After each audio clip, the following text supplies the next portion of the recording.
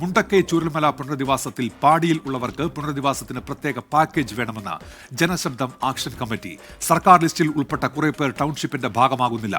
റാട്ടപ്പാടി, അട്ടമല, പടവെട്ടിക്കുന്ന് പ്രദേശവാസികളെ പരിഗണിക്കാൻ സർക്കാർ തയ്യാറാകണം എന്നാണ് ചെയർമാൻ ആലിക്കൽ നസീറിന്റെ ആവശ്യം. ഈ ഭൂമി ശരിക്ക് നമുക്ക് ഭൂമി ബാക്കിയായി കിട്ടുന്നു. സർക്കാരിനും കുറേ വീട് കൊടുക്കാനുള്ള ആൾക്കാർ സന്നദ്ധ സംഘടനകൾ നിലവിലുണ്ടല്ലോ.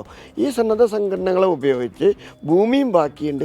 സർക്കാരിന് നമ്മുടെ എസ്റ്റേറ്റ് ലൈനിലൊക്കെ താമസിക്കുന്ന അട്ടമലയിലോ റാട്ടപ്പാടിയിലൊക്കെ താമസിക്കുന്ന ആളുകളെ ഒരു പാക്കേജ് കൊടുത്തിട്ട് നമ്മുടെ ബഹുമാനപ്പെട്ട മന്ത്രി നമ്മോട് തന്നെ പറഞ്ഞാണ്, കഴിഞ്ഞ ഒരാഴ്ച മുമ്പ് കളക്ട്രേറ്റിൽ വെച്ച് പറഞ്ഞാണ് മറ്റേ ഇവരുടെ കാര്യത്തിൽ ഒരു പാക്കേജ് പരിഗണനയിലുണ്ടെന്ന്. അപ്പോൾ ഈ പാടിക്കാരുടെ കാര്യത്തിൽ ഈ പാടിക്കാർക്ക് ഒരു പാക്കേജ് കൊടുത്ത് പാവങ്ങൾ ജീവിതത്തിൽ ഇനി ഒരു കാരണവശാലും അട്ടമലയിലേക്കോ റാട്ടപ്പാടിയിലേക്കോ അല്ലെ മുണ്ടക്കയിൽ തന്നെ കുറേ പാടികൾ ബാക്കിയായതുകൊണ്ട് ഇവരൊക്കെ ഒന്ന് പുനരധിവസിപ്പിക്കാനുള്ളൊരു ശ്രമം സർക്കാരിൻ്റെ ഭാഗത്തു നിന്ന് ഉണ്ടാവണം. ഇത്രയും ഭൂമി ബാക്കിയാകുന്നത്. എൽസ്റ്റൺ എസ്റ്റേറ്റിൽ നാളെ വൈകിട്ടാണ് മുഖ്യമന്ത്രി ടൗൺഷിപ്പിന് തറക്കല്ലിടുക. പ്രിയങ്ക ഗാന്ധി MP ഉൾപ്പെടെയുള്ളവർ പങ്കെടുക്കും. എൽസ്റ്റൺ എസ്റ്റേറ്റിൽ നിന്ന് സുജിത്ത് അയ്യപ്പത്ത് ഇപ്പോൾ വിവരങ്ങളുമായി ചേരുന്നുണ്ട്. സുജിത്ത്, അങ്ങനെ ടൗൺഷിപ്പ് നിർമ്മാണത്തിലേക്ക് സർക്കാർ കടക്കുന്നു. നാളെയാണ് ഇതുമായി ബന്ധപ്പെട്ട നടപടിക്രമങ്ങൾക്ക് തുടക്കമാകുന്നത്. എന്തൊക്കെയാണ് വിവരങ്ങൾ, സുജിത്ത്?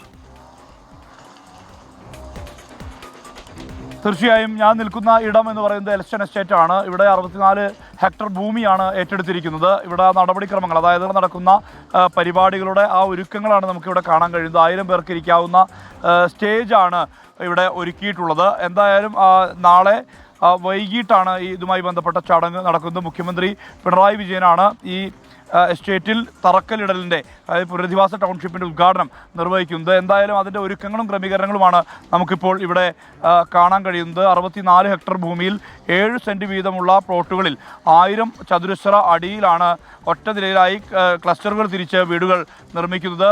ഇവിടെ വീടുകൾ, ഒപ്പം തന്നെ പൊതുസ്ഥാപനങ്ങൾക്ക് പ്രത്യേക കെട്ടിടങ്ങൾ, റോഡ്, അനുബന്ധ സ്ഥാപനങ്ങൾ, വ്യാപാര വാണിജ്യ സൗകര്യങ്ങൾ എന്നിവ ഈ ടൗൺഷിപ്പിൻ്റെ ഭാഗമായി ഒരുക്കുന്നുണ്ട്. ഊരാളുങ്കൽ ലേബർ കോൺട്രാക്റ്റ് കോഓപ്പറേറ്റീവ് സൊസൈറ്റിക്കാണ് ഈ ടൗൺഷിപ്പ് നിർമ്മാണ പ്രവൃത്തികളുടെ ചുമതല ഉള്ളത്. ഈ പരിപാടിയിൽ മന്ത്രി കെ രാജൻ, ഒപ്പം തന്നെ OR കേളു, റോഷി അഗസ്റ്റിൻ, കെ കൃഷ്ണൻകുട്ടി, ഒപ്പം തന്നെ AK Saseendran, Ramendran Kadannappally, KB Ganesh Kumar, PA Muhammad Riyas, പ്രതിപക്ഷ നേതാവ് VD സതീശൻ, MP ആയിട്ടുള്ള പ്രിയങ്ക ഗാന്ധി, ഒപ്പം MLA T Siddique, PK Kunhalikutty, Shamshad Marakkar അടക്കമുള്ള നേതാക്കളെല്ലാം തന്നെ പങ്കെടുക്കുന്നുണ്ട്. ഇതോടൊപ്പം തന്നെ ഇങ്ങനെ പരിപാടി നടക്കുമ്പോൾ പോലും ഇതിന് പുറത്ത്, ടൗൺഷിപ്പിന് പുറത്ത് കുറേ സന്നദ്ധ സംഘടനകൾ വീട് നിർമ്മിച്ച് നൽകാൻ തയ്യാറായി വന്നിട്ടുള്ള ഒരു സാഹചര്യമുണ്ട്. സ്വാഭാവികമായും അങ്ങനെ വരുമ്പോൾ ഇവിടെ ആളുകളുടെ എണ്ണം കുറയും, കുടുംബങ്ങളുടെ എണ്ണം കുറയും. അതുകൊണ്ട് തന്നെ ഈ പടവെട്ടിക്കുന്നിലെയും റാട്ടപ്പാടിയിലെയും അട്ടമലയിലെയും പാടികളിൽ കഴിയുന്ന ആളുകളെല്ലാം തന്നെ, ഉൾപ്പെടെയുള്ള ആളുകളെല്ലാം തന്നെ പുനരധിവാസ ലിസ്റ്റിൽ ഉൾപ്പെടുത്തിക്കൊണ്ട് ഇവിടേക്ക് ഈ ടൗൺഷിപ്പിൻ്റെ ഭാഗമാക്കാനുള്ള ഒരു പ്രത്യേക പാക്കേജ് അനുവദിക്കണമെന്നുള്ള ആവശ്യമാണ് ജനശബ്ദം ആക്ഷൻ കമ്മിറ്റി മുന്നോട്ട് വയ്ക്കുന്നത്. ഇക്കാര്യം മുഖ്യമന്ത്രിയെ നേരിൽ കണ്ട് പറയുമെന്നുള്ളതാണ് ചെയർമാനായിട്ടുള്ള നസീർ ആലക്കൽ വ്യക്തമാക്കിയിട്ടുള്ളത്. എന്തായാലും ഇങ്ങനെ ആവശ്യങ്ങൾ ഉയരുന്നു പോലും ഇവിടെ എൽസ്റ്റൺ എസ്റ്റേറ്റിലെ തൊഴിലാളികളുണ്ട്.